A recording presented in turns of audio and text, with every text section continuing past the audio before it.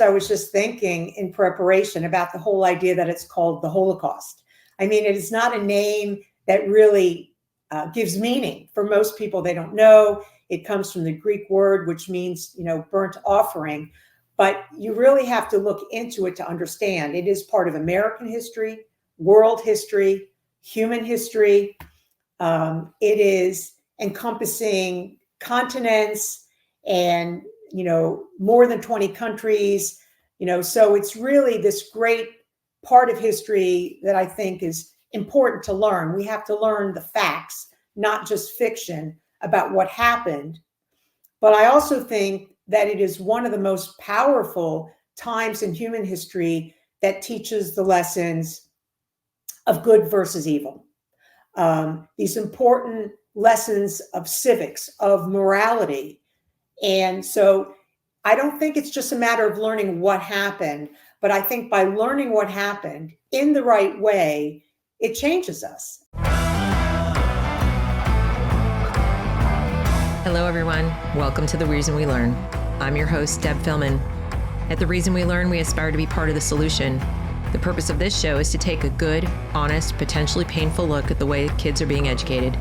We know we can do better, and this is where we'll talk about how. Let's learn something.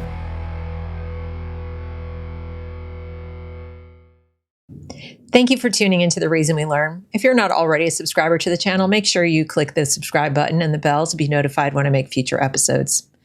Recently, I sat down to talk with Salton Eisen.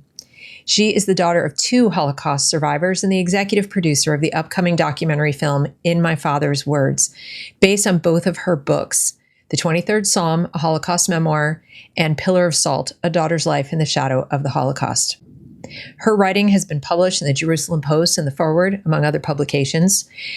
She is also the founder of Congregation Beth Israel in Colleyville, Texas, which was the site of the antisemitic synagogue hostage crisis in January 2022. She's been featured in numerous major news outlets, including CNN, The New York Times, The Washington Post, and Fox News. A social worker, Salton Eisen formerly practiced as a therapist, specializing in mental health and trauma.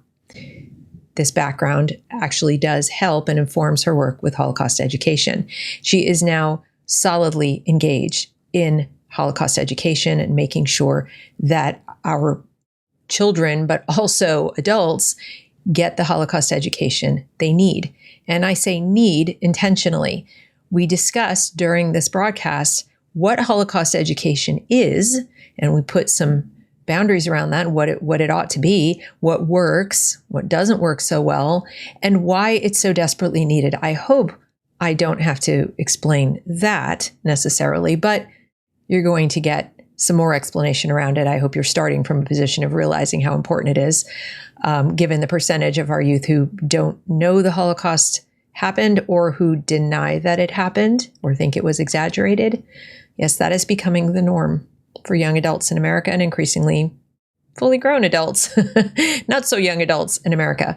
So we are seeing a dramatic rise in antisemitism in the West in general and in the United States specifically, which is concerning. So I asked Anna here to talk about her work, her perspective on Holocaust education, and of course, as I do with all of my shows, at the end, we do touch on what you can do, if you are so inclined, to help with this effort. So without further ado, please join me in welcoming Anna Salton Eisen to The Reason We Learn. Hi, Anna. How are you today? Wonderful. Glad to be here.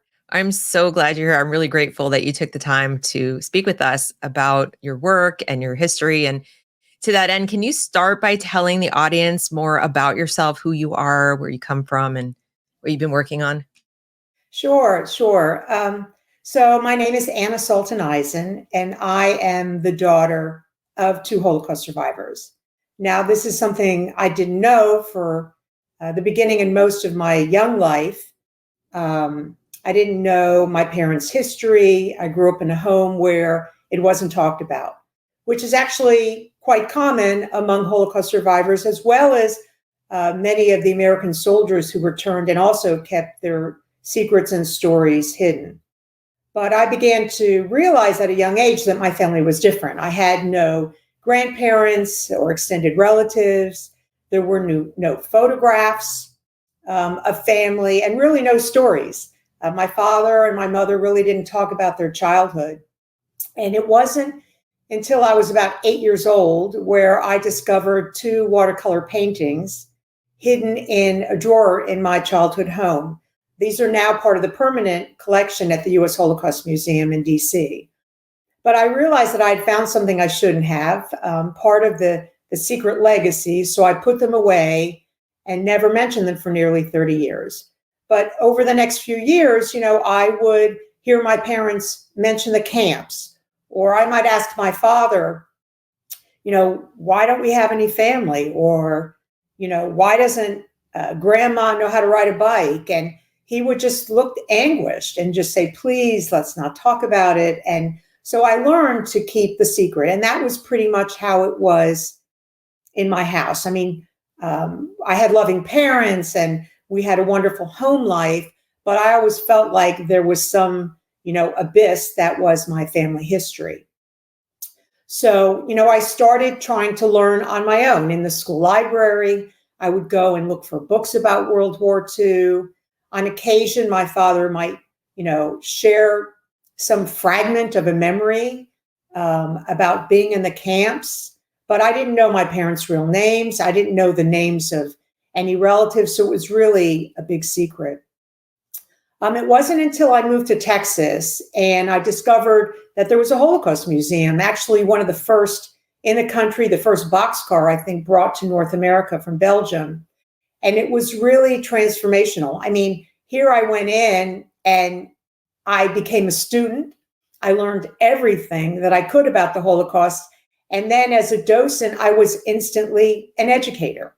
And all this happened at once. So, we were trying to inform groups of students. I gave tours about the, pivotal moments during this 12-year period. On a personal level, I was trying to categorize and master this massive thing. But also on a personal level, I was listening to survivors speak and being quite emotionally touched, which led into me becoming an interviewer for the Steven Spielberg Holocaust Foundation. And I would say this really changed me because it was through this process that I realized I felt compelled really to confront my father and say, I don't want to watch this on a tape. I really want to ask you, what happened to you? What is your story? This is my story. And so that led to several trips with my parents to Poland, to Germany, not just to learn about the Holocaust, but we went back to where my father had been in the ghetto. We went back to their homes. And so I kind of became a historian, became an archaeologist, was doing research, working with the Arlington Nazi archives, looking for pieces of my father's history, even to give back to him, looking for his brother. And so all of this changed me, and that kind of transformed me that I felt the need to share his story. And that led me into becoming an educator, a writer, and now a film producer, really working to bring the Holocaust, to communities, to schools throughout our country. Wow. And so, I've covered Holocaust education on my channel before, but I'm always trying to learn more about why it's necessary, because I think if we can truly understand that, we will do a better job of delivering it and delivering it so it's effective. So not just getting it done, but getting it done in a way that works. So can you tell us more about why we need Holocaust education in America? Sure, absolutely. That's a great question. At first I was just thinking in preparation about the whole idea that it's called the Holocaust. I mean, it is not a name that really gives meaning. For most people, they don't know. It comes from the Greek word, which means, burnt offering. But you really have to look into it to understand. It is part of American history, world history, human history. It is encompassing continents and, more than 20 countries. So it's really this great part of history that I think is important to learn. We have to learn the facts, not just fiction about what happened. But I also think that it is one of the most powerful times in human history that teaches the lessons of good versus evil. These important lessons of civics, of morality. And so I don't think it's just a matter of learning what happened, but I think by learning what happened in the right way, it changes us. I mean, it changed me. I remember when the U.S. Holocaust Museum first opened, I was there when the commission was announced. And I thought, this is really going to change people. And indeed, I was so proud and moved that, in the initial years, senators and congressmen and world leaders would go and visit this museum because it was understood, the U.S. Holocaust Museum in D.C., that this could indeed change people in an important way. And so I think that it's important now that it's taught not just what happened in a factual way, because there is so much distortion and denial and ignorance. But I think it has to be taught in a factual way, broadly and in context, but also it's been proven that it's the personal stories that help people understand how this affected individual lives, and that way it brings home the message of really why we have to prevent something like this, even in fragments, from happening again. Right. How important do you think it is for students to know the people or know about the people having to, but you mentioned on the individual basis, which of course is very powerful, but in terms of understanding better the history of the Jewish people, do you think that factors in, or do you think that, because you mentioned, and this is a really important point, that this is part of world history, that in all the countries that it encompasses, because we do tend to talk about it very much as Jewish history. And I think framing it that way as world history might actually put it in a better context. But I'm just curious your thoughts on that. Well, I think there's, so many different ways to look at it, so many different lenses. So, important is, of course, who Hitler was, his rise to power, fascism, what happened, there was no free elections, and all of that, what the influences are, because he really did hate Jewish people, and he saw them as more than a religion, but as a race. And that's why even if you had one grandparent that was Jewish, you were Jewish. It didn't matter that you were Catholic or that you had converted or even, converted and become a clergy member. He wanted to eliminate every bit of Jewish blood. So I think it was, in many ways, a Jewish story, that his hatred of the Jewish people, no matter what country they were in, he wanted to eliminate, and all Jews worldwide. These are not people, there was no Israel, no country, no army that he was in battle with, but these were entire families and villages that he wanted to murder. And once he came into power, he used this, industrialized way to target this portion of civilization, of society, in steps. And that's what, we have to look at, that it started with the prejudice, the bigotry, the hatred, identification, segregation, isolation, and then, of course, all the steps through formation of the ghettos, mobile killing squads, concentration camps, death camps. So I think it is a human story and a world history story because it happened, as well as understanding the response of the Allies, of the American soldiers that went in, that gave their lives, that fought in order to end the tyranny of Hitler, and liberate. I wouldn't even say free at this point, because a majority of them, when they opened the camps, were not alive. So I think that, for all future leaders, for teachers, for parents, this is an important story. And I think that even for people that want to bring religion back to schools or teach the Bible, those lessons are in the Holocaust.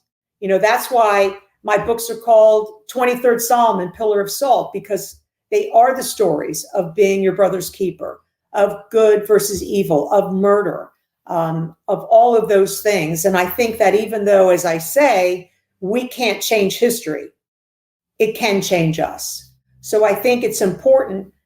And it can be taught in English, in social studies, in religious schools, in home schools, everywhere that this thing happened. And it wasn't just an event, it was 12 years. And that's without including the post-war period, which I think also lends itself to lessons about immigration and self-sufficiency and, what happened with the anti-Semitism that remained in Poland and certain countries. And so there's so much there. But I think that, early on when I was a docent at the museum, it was like, how can I teach 12 years in 45 minutes to high schoolers?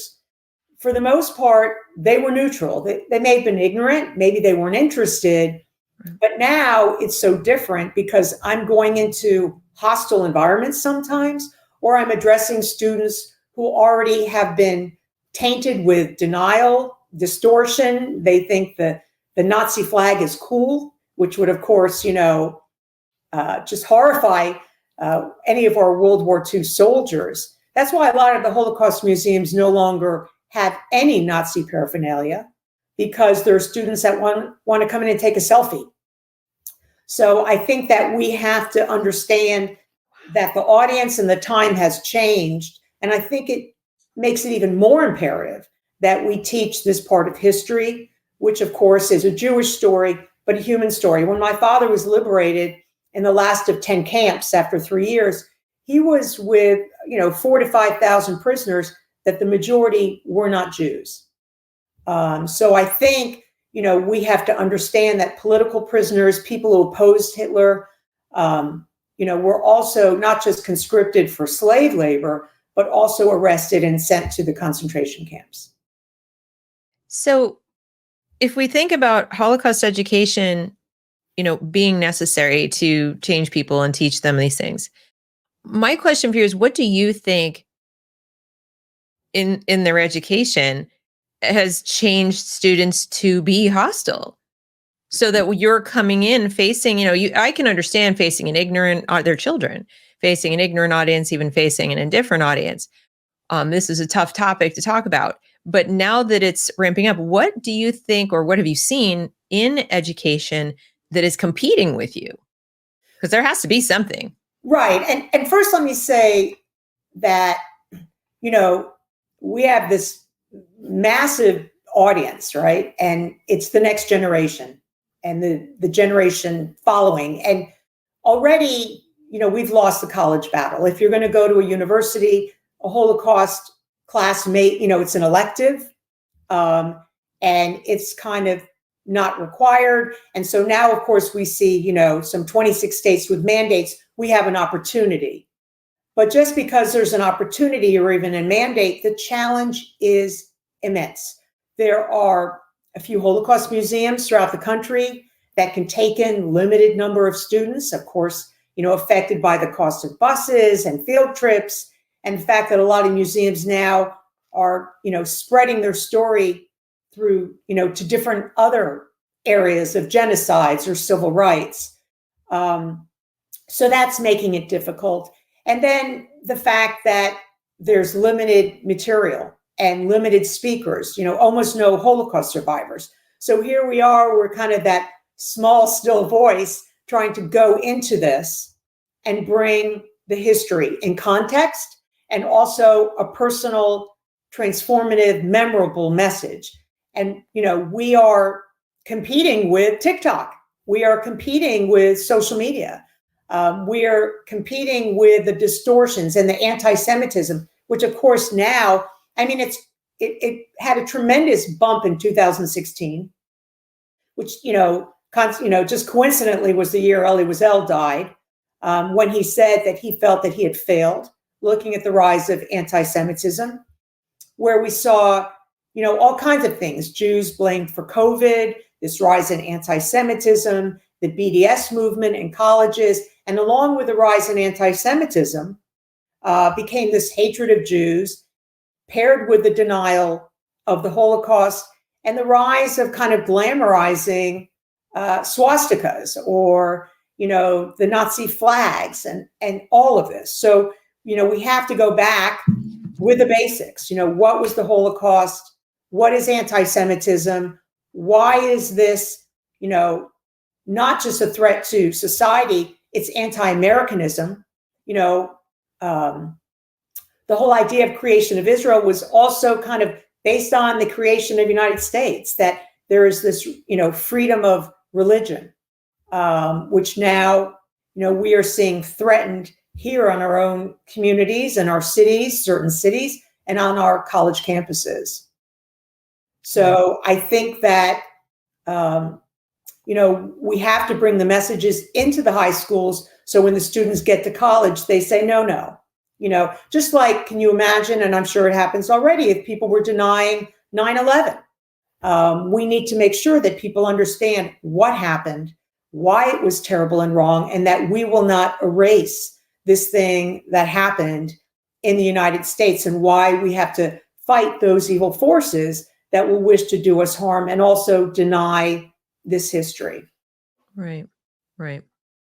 Now, do you think that in addition to competing with TikTok, social media, and all those messages, which also could come from international sources, right, that there's almost a risk in our success? What I mean by that is, if we persuade the students that this was a terrible thing that happened, and it happened because of hatred and discrimination and so on, that the concurrent teaching of what they call ethnic studies and the sort of glamorizing of, let's say, terror, Arab terrorist organizations, Hamas, Hezbollah, things like that, which are 100% anti-Israel, that we're having kind of Holocaust inversion taking place, where if we succeed in persuading the Holocaust was terrible, it almost gives rise to, and that's why Israel shouldn't exist. In other words, like you've turned that you should know better. And as long as they can classify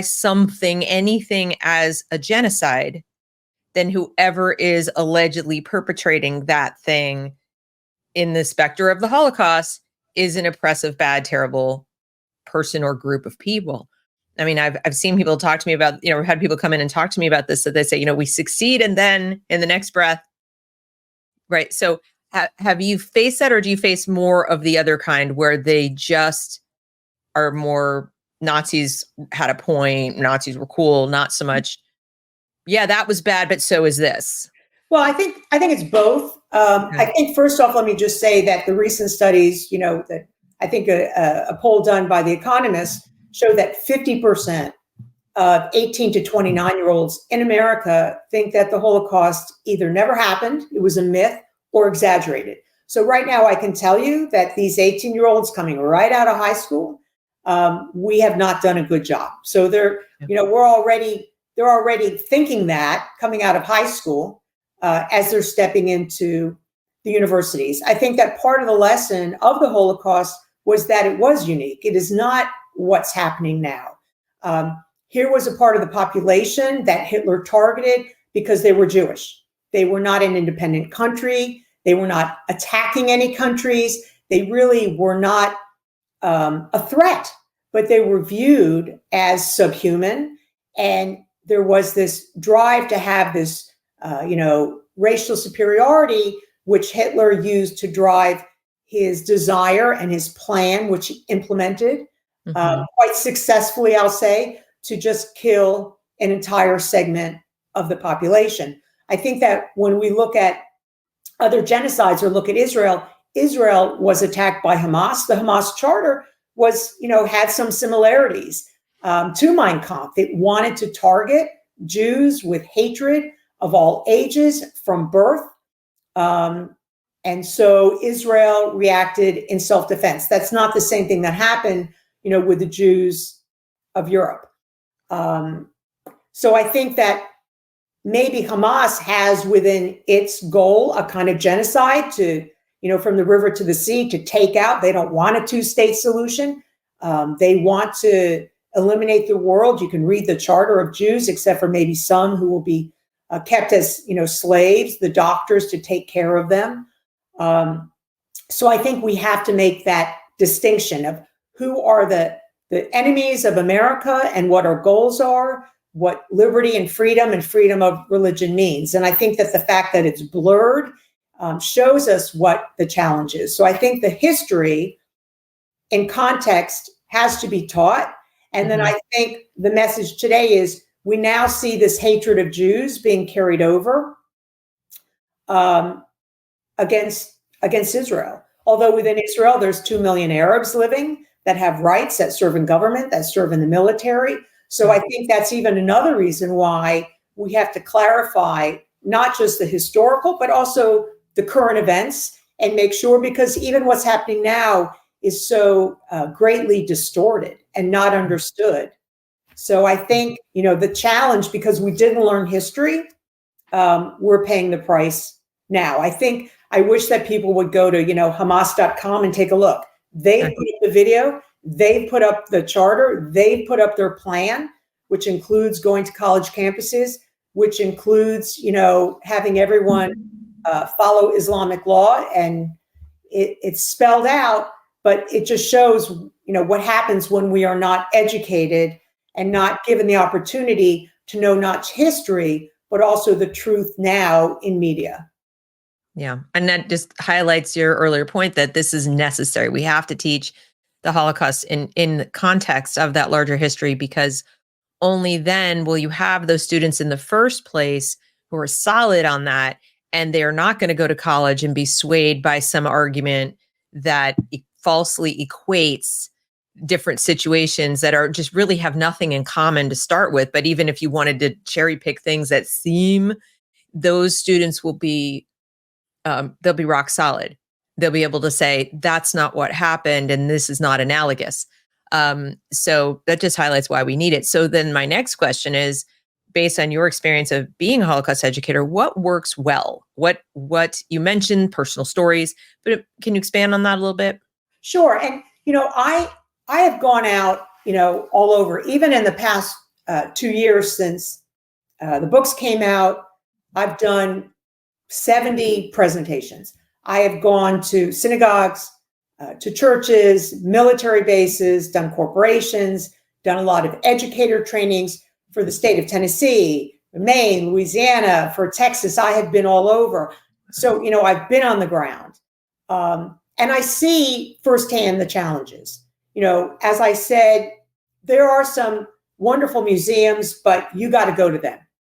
I think that, I've gone to a lot of teacher trainings where maybe, you have a great program, but because of logistics or costs or other reasons, other roadblocks, maybe there's, 20 teachers for the state. And granted, they are enthusiastic, they're passionate, they inspire me, they're well educated, but it's not accessible in a real usable way. I've done online teacher training for some of the largest, globally, for Echoes and Reflections. And again, it's a matter of bringing something to the schools, to the teachers, to the classrooms that's going to be effective and usable, that's going to teach the broad context in a way that gets across, as well as in a personal way, so that these students feel changed. I've been doing some work even with, I'll give an example, Patricia Heaton from Everyone Loves Raymond. Now Everyone Loves Patricia. She started this October 7th coalition where she's working with churches. I do a lot of interfaith work. And this is one example of someone who's not Jewish, who was exposed to Jewish history and to what happened October 7th, enough that it changed the trajectory of her life.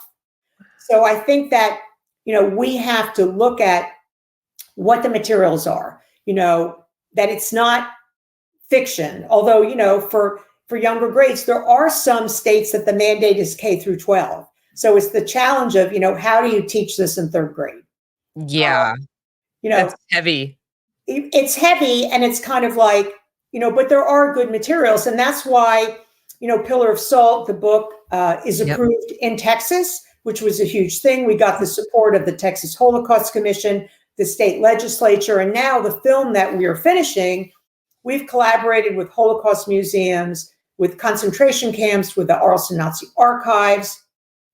We have animation to make it engaging. We're using AI in a responsible way because we know this is how a lot of young people learn, along with my father's testimony to make it personal, factual, and meaningful. So I think we have got to look at what we can do to bring education. There are books that are used, Anne Frank, Corrie ten Boom, but even, books like Anne Frank don't give the whole history. It's just a personal account. Does not include her actual life, dying in a concentration camp, being in a ghetto, what happened in Germany in 1933. So I think that we just need to make sure that there's this bigger picture that's factual, and then also understand that it cannot be like, we're going to memorize state capitals, which is good data, just like, geometry. How do you make learning math relevant and meaningful? How do you make people excited about it? So I don't want them to be necessarily excited or titillated by the Holocaust, which can happen, which is why we're very careful to get, our high school approval. But I want them to understand, just like when they read the Bible, there are morals here and stories here that are important in how I look at life. And that's why my father's story, not just on a personal level, but made me understand how vital it is to bring Holocaust education to everyone. And, it's interesting when I go to adults,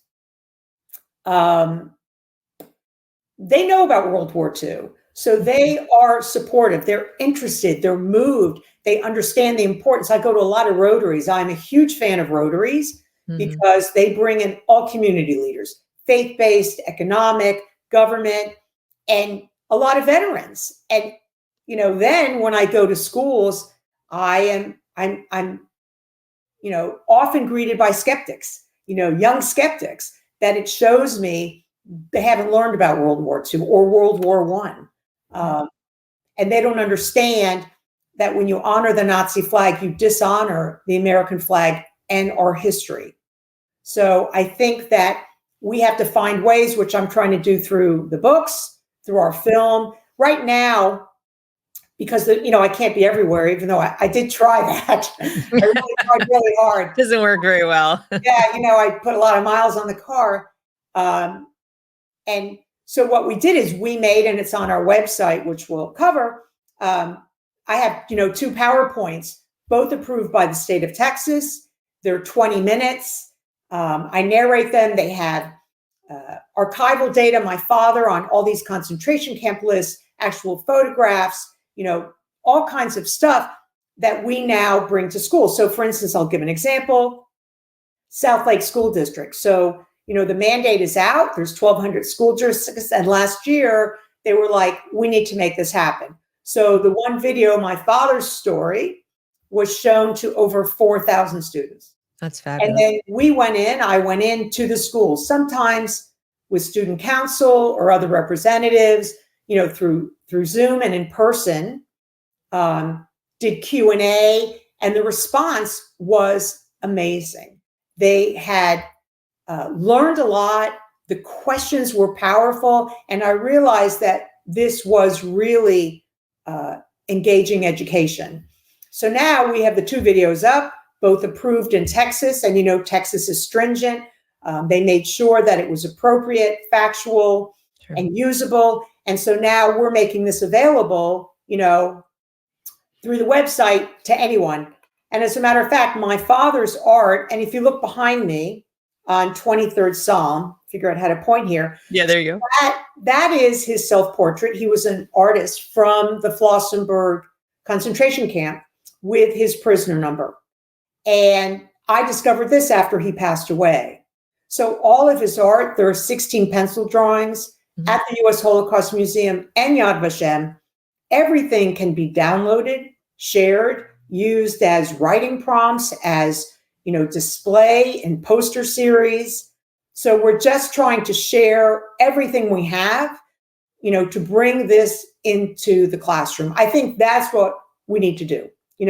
Sure, there's museums, and that's great. If you're a school district or as a homeschooler, you want to go and visit and you have that opportunity, that's wonderful. Sure. But for the majority of teachers, of families, of communities, we need to bring this to you in a usable, factual, way that combines the history with also the heartfelt.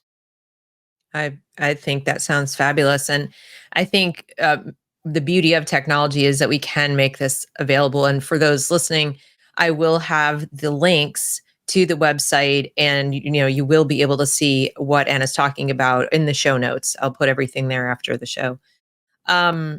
So it sounds like the ability to bring it in the classroom, having willing teachers who are willing to pull it in and engage, will make a big difference, which means also educating the teachers. And because it's not a given that they all know, and I certainly know that in my teacher training program, even at University of Pennsylvania, we didn't specifically cover, even in our social studies teaching class, we didn't cover this. It may be different for those teaching middle and high school, but now that, as you mentioned, things are getting improved all the way down into elementary school, I think it'll be important to consider this in terms of professional development. So in that same vein, what can we do as citizens, voters, taxpayers, parents, individuals, et cetera? What are the things that we can do to help this endeavor? Not just yours specifically, but the goal of getting this information taught, because I think listening to you speak, it's very obvious that it's imperative we do so we don't repeat the patterns of the past. If you don't know what you're doing, or you think what you're doing is good, you run that risk. So what can we do?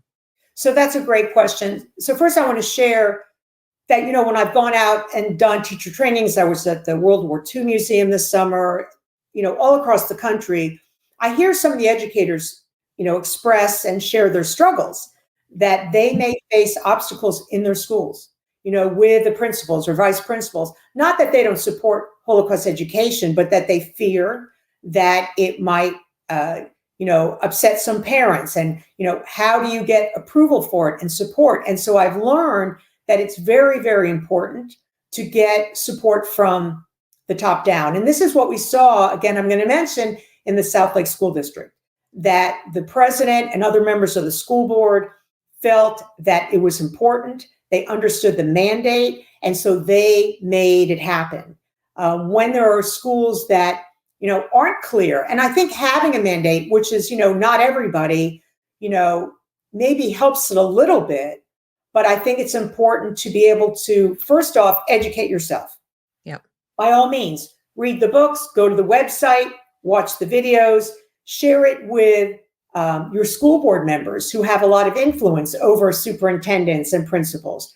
Bring it to your churches and bring the programs there to the community. I think commemorations are important. Understand that, my father was liberated on May 2nd, 1945 by the 504th of the 82nd Airborne.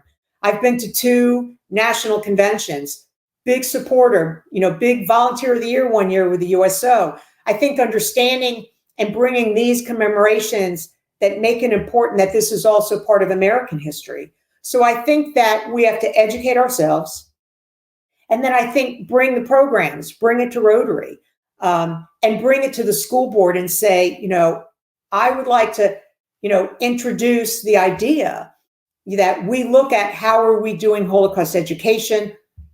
Contact me, I'll zoom in or come in, and address your school board or your city council. I'm, meeting with these kind of groups, because I think, going from that level is going to be much more successful in really saying, why do we want to do this? Almost a mini mission statement. Why is this important? I know that in Texas, they're writing it into the TEKS, into curriculum. So on that level, it's very important. Some states have that Holocaust education is mentioned one time a year to the 5th grade. I'm not going to name names, but I think even though it can be brought in art class, in English, and other places, I know that with a big nonprofit here, we're looking at statewide essay contests about the Holocaust as an avenue for learning with scholarship money for colleges. So I think that, I'm not that I'm an art critic, but I like, what they say about Jackson Pollock, who was an artist, that you throw everything at it. He threw everything at the canvas. I don't know, who likes it or not, but it kind of made me understand that, you have to have a multi-pronged approach. But I think it starts with the person as an individual to become educated, to decide that you are going to take part in this movement, to increase awareness of the importance of Holocaust education. And then through education, commemoration, speakers. One of the things I've offered here, in my community is I discovered what I think is a really good poster series that's by U.S. Holocaust Museum with no restrictions, that I'm going to go and, dig in my pockets and, make 3 sets that they can be shared and loaned out to school libraries, so that there is some basis and other ways we have to bring the education to the people, ways that are meaningful and factual and relevant, because there will be discussions about what's going on, right now, October 7th. And so, sure, look at the Hamas charter if you want to understand what their goals are before you start fighting for a 2-state solution, which is not in their charter. So I think it has to be thoughtful and it has to be passionate, which is why I applaud, what you're doing and appreciate that you've, brought me here today to meet, your listeners and followers. Well, I'm very grateful that you came, because this is an issue near and dear to my heart. Being Jewish myself, although I don't have survivors in my family, I'm that blessed. You know of. I know them, and I know people who are more recent refugees from the Soviet Union. So there's context that extends even beyond World War II and beyond the Holocaust specifically, just in terms of the ideas that allowed the Holocaust to happen. As you pointed out at the start of the show, they really haven't been eradicated, and they keep rearing their ugly heads. So we're not done, and we're never going to be done. Well, that's something I could share. That Deborah Lipstadt is the U.S. envoy to monitor and combat anti-Semitism, and I was her personal guest at her Senate hearing. And when I was there, I had a conversation with her afterwards. We went for coffee. And I said, I really thought when the U.S. Holocaust Museum was built that this would do it. People would go, they would see this is terrible. They'd learn the factual and the personal, and it didn't happen. And then, Schindler's List came out, and I thought, wow, this is really going to do it. Of course, now, in retrospect, a lot of these films are rated R. They're not going to be shown in schools. And Deborah Lipstadt said to me, Anna, if the Holocaust itself was not enough to end anti-Semitism, what can? And it made me realize probably nothing. It is the world's oldest hatred. It is in the Bible. And so I think that we have to remember always that, good versus evil. I think that's why right now it has been a huge turning point in the interfaith community. I went to the Rally for Israel with an organization. I traveled with 700 Christians and myself and my son. And there has been such a change in understanding that what is a threat to Judaism right now is also a threat to Christianity. Absolutely. It's a threat to America, to Western civilization. And so I think that this is an opportunity for us to work together and understand that, if Jerusalem falls, if Israel falls, and there was a time, my mother used to say, I lived when there was no Israel as a country, and it can happen again. That's right. And what that will mean for the future of, our Judeo-Christian heritage and future. Right. And we have been doing a better job in America of teaching students about the unique contributions of specific populations of immigrants, for example, or specific populations of ethnic groups. And yet we don't do that about the contributions of Jewish Americans. And I also think that could help, because I go all the way back to Thomas Jefferson and the Levy family. And people don't know that we only have Monticello. Right. It only exists. It literally only exists for us to see how he lived and what he thought and believed and everything, because of a Jewish family wanting to restore it. And why did they want to? Because he was the one who championed religious freedom in America for all. for all faiths. Right. So anybody who is, who appreciates that. Well, and my son who's co-author and film producer, went to University of Virginia. And one of the reasons he went there was because of Jefferson, because of his message and his intent.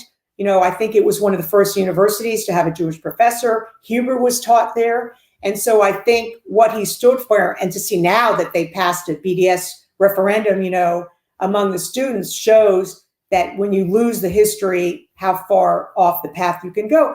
But I think that, yes, I mean, not just contributions of Jewish Americans, but, Jewish Holocaust survivors, not just Freud and Einstein, but one of my relatives, my father's real name was Lucien Zaltzman, but we were related. Zaltzman is not a Polish name. It's they were from Austria. It's Zygmunt Zaltzman, who changed his name to Felix Salton and wrote Bambi. And so here there are so many that luckily survived the Holocaust, that were persecuted strictly because that they were Jews. And the same reason now why we see students on college campuses being targeted. No one asked me how I feel about Israel. I'm just a Jew. And that's enough for me now to get death threats and all of this, not because of how I feel about Israel. I happen to be pro-Israel and consider myself a Zionist, but just because I'm Jewish. Same. And it's very, very hard. I went to a church and did a big presentation, and they put it on Facebook. And they got a lot of anti-Semitism and threats and had to bring in police. And for the first time, I think they understood. Also, you might know that where I live in Texas, after going to Poland, I felt that, here I'd been to, a country with synagogues and no Jews. And I lived in a country in a community with Jews and no synagogue.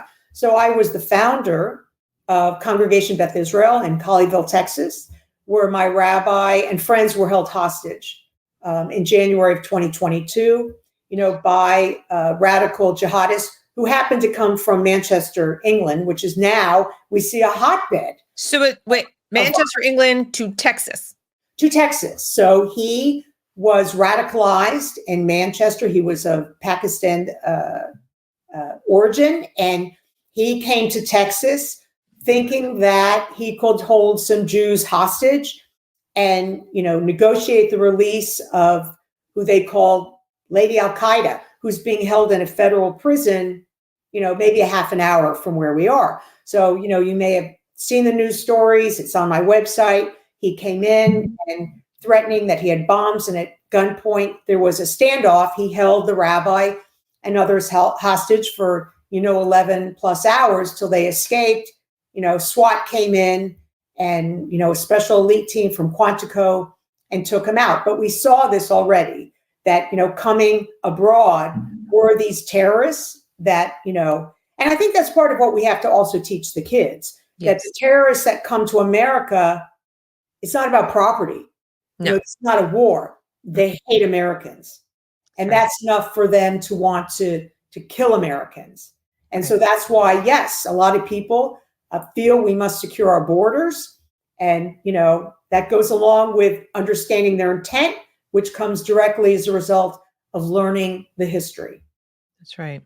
And even, to that end as well, learning the history of the Jewish influence in the civil rights movement. And there's just so much, as you point out, of American history that is tied together with the history of the Holocaust, but also the contributions of Jewish people. And I think they would kind of like meet in the, if we did the one and the other, maybe we would make more progress. But I'm just so grateful that you've, done all this work and written these books and are working on this film.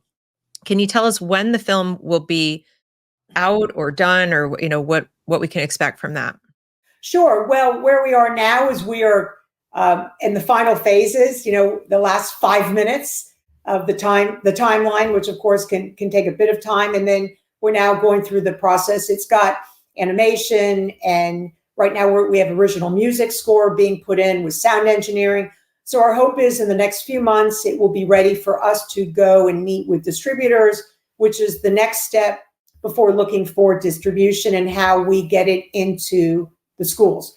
Our number one, I would say, out of the top two, targets is to bring this to high schools, especially in the United States, so that we provide a means of meaningful, engaging, visual, and historical education. So, look for it. We will be having, the trailer on the website and all kinds of updates. Follow us on social media, read the books, share them.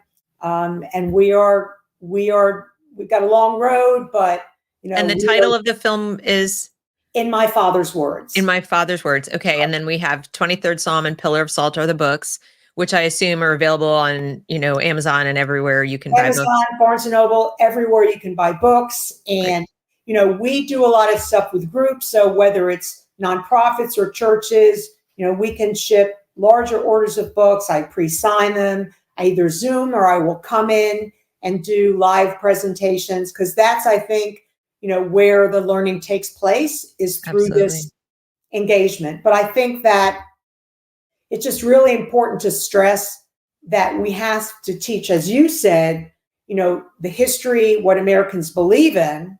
Yes. Also know that, we are not going to be able to educate our enemies. They are still going to be there.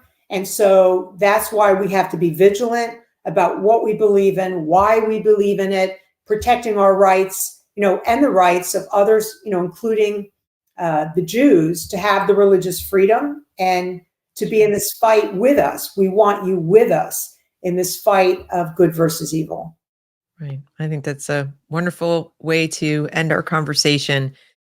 I've said it multiple times, but truly every time I get somebody who has firsthand experience doing this, I'm so, so grateful, because I'm behind this camera, 100% of the time and not out there doing it. I wish I could be in Texas helping you or even just going out to school. So if you ever need any help, I'll come to you. I think I'm in Charlotte. So Charlotte, I was the keynote for the statewide commemoration. And as I said, those commemorations are so important because it brings in people from all walks of life, all types of leaders. And, if we can pass on, post-Olympic, pass the torch to as many as we can, then it keeps that light and desire to educate burning. Right. Well, we'll have to talk about, maybe we can put something together specifically for homeschooling students, and then I can try to head that up. But Anna, so wonderful to speak with you again. And I really appreciate everything you do, as I'm sure the audience does as well. I will put Anna's contact information in the show notes. Please do reach out if and definitely go look at the material on her website. The drawings alone are worth the effort. I've been to the Holocaust Museum. I've seen the drawings myself in person. And this is before I met Anna. I did not know her story or her father's story before I saw the drawings. And I spent a good amount of time looking at those drawings. I'm always more interested, since I do happen to know the history of what led up to the Holocaust. So I'm looking at the personal artifacts. Like Anna, I think they are very powerful. I think that our students at all ages, really, if they're presented properly in context, get the most out of those personal stories. And I think it leaves a lasting impression where that stimulates their curiosity to learn more about what happened to these individuals and also how this could happen in general. I know it happened to me as a teenager.